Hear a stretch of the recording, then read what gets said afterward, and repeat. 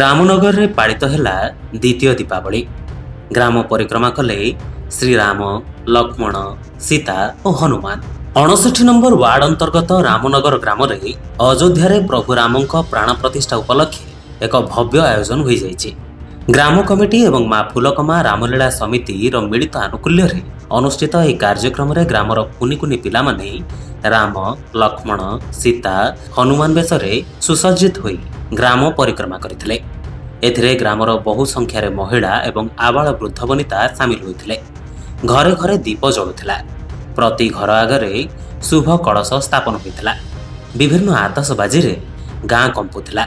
लागुथिला सते जेपरि अयोध्यार रामनगरी नुहे रामनगर ग्राम रे रामलालांक जन्मोत्सव पालित हेउछि।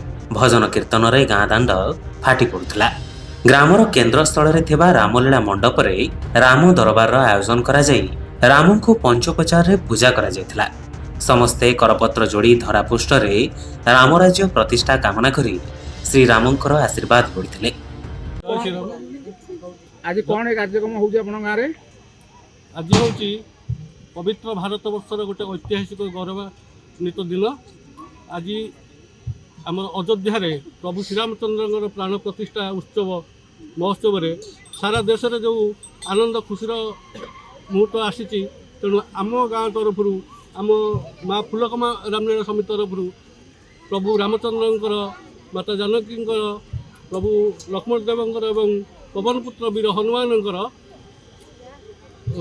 नाम कीर्तन पूजन होई ग्राम परिक्रमा होउछि एवं परिक्रमा पर नाम संकीर्तन होई आज समापन करा जिवो एवं समस्ते से प्रभु श्रीराम चरण रे भक्त प्रणाम जनाउछु।